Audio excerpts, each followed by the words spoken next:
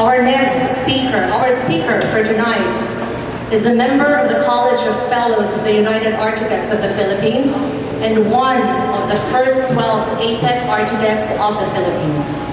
His passionate journey in architecture started in the University of Santo Tomas College of Architecture.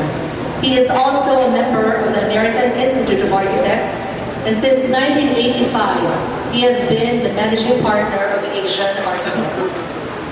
He is a founding member of the Green Architecture Advocacy Philippines, or Green AP, which is an independent civic organization promoting green architecture to all sectors of society. He also assists the UAP Green Architecture Movement, or the UAP GAM, and is a member of the Philippine Green Building Council. Asian Architects specializes in institutional and hospitality buildings. Among the prominent projects of the University of Asia in the Pacific, Paris Schools, Southridge, Woodrose, Rose Hill, Westbridge, and Northfield. A Millennium Institute of Technology in Sorsogon, Center for Industrial Technology and Enterprise in Cebu, Institute for Values and Professional Development in Iloilo, Master Plan of First Asia Institute of Technology and Humanities, Master Plan of the Philippine Science High School campuses in Ilocos and in Argao, Cebu, Casa Doña Emilia, a bed and breakfast facility in Hawaii, Ilocos Norte, and the Asian Modern Village in Tagaytay. Several projects have been featured in local and foreign media. A frequent speaker on topics ranging from professional practice to green architecture advocacy, he is here with us to share that passion. Let us all welcome Architect Mike Guerrero.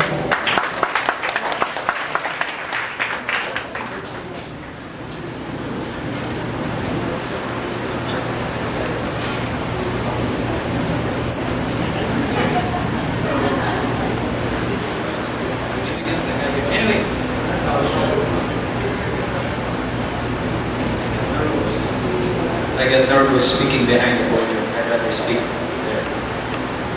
Anyway, while we wait for the guy to get this mic moving, I'd like to thank you all first for coming over. Actually, the response for our first activity of Green Architecture Advocacy Philippines is a bit overwhelming, and it is a confident move that tells us that there are indeed many people in the Philippines here, who are here with us today, who are really interested in green architecture or green advocacy in general. And today, I'm going to talk about very light stuff. Don't worry, some of you may have heard me before. I can go into heavy, hardcore green, but this is going to be light. Huh? So even if you're below 18, okay lang. This is a good presentation for you. Huh? So we're going to talk about very simple things, just to give you an overview or a teaser on how green architecture relates to climate change. And I'd like to picture ourselves into where we look at in the whole spectrum of climate change, where green architecture can actually focus on. Let me just check it this way.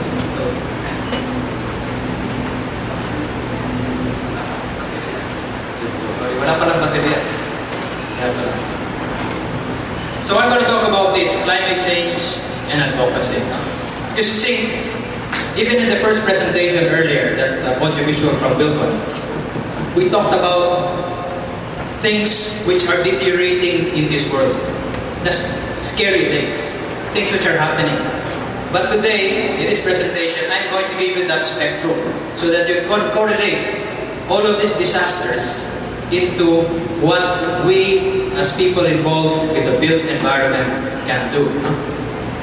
You know, in the beginning of our advocacy in green architecture, I would talk about saving energy, saving water, and I would tell them, you know why? Because the climate is changing. And they would look at me, changing? Nothing seems to be happening, nothing seems to be wrong.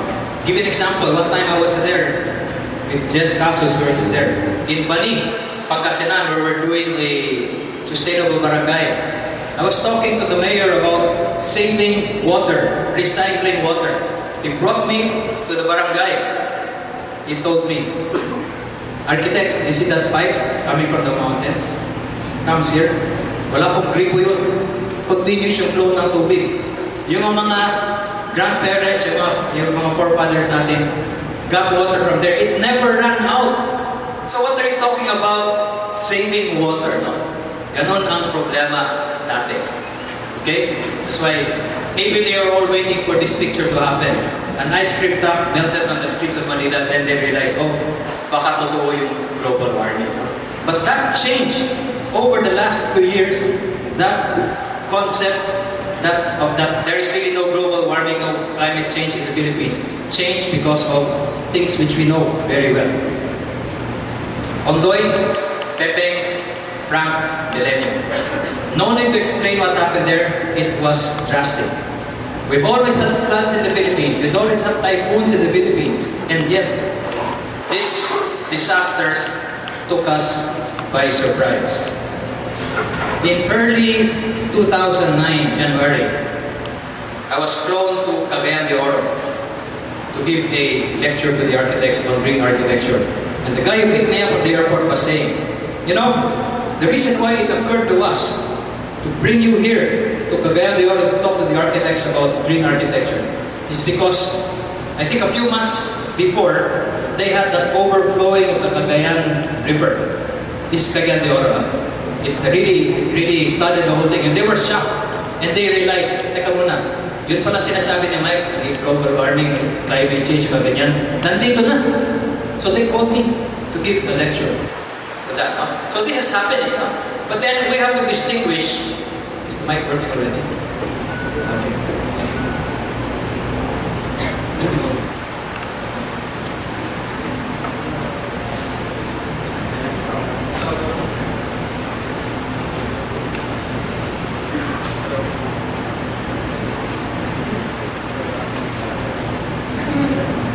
Okay.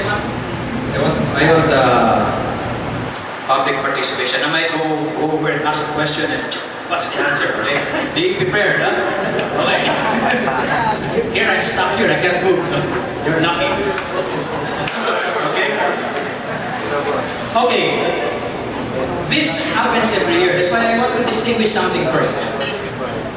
First of all, let us distinguish what are natural calamities and its effects. Because natural calamities are, that's why it's called natural calamities. They are normal. We have always had that in the Philippines. Not new. Heat, typhoons, earthquakes, volcanic eruptions. That's the main order. Okay. Okay. This is normal. This is not bad actually, because there is something which happens in the Philippines and we actually have to live with it or design with it. Now the effects of this four are these. These are the effects. Combination, could be combination of typhoon, landslide, earthquake, etc. Strong winds, heavy rainfall, floods, landslides, ground movement, lava, lahar, tsunami. These are all the consequences of natural calamities in the Philippines. Now, again, this is normal. It is expected as an outcome of those natural calamities I mentioned earlier. But, this is where you can start thinking. The intensity of these effects may be caused by people intervening in the built environment. Something like that. Maybe we actually have caused this intensity. No? Example, earthquake. This is the fault lines of the Philippines. Ang dami. How many of us actually check how far we are from a fault before we even design a building? That's a natural calamity. That's a natural thing, and we have to make sure that we don't end up having our buildings like that. Landslides. Leyte. Cherry Hills. Okay? Think about it. Do we check the condition of the soil before we actually build? Or do we actually make sure that we do not have a system in which the land can actually slide in a heavy rainfall? So these are things which have to be considered.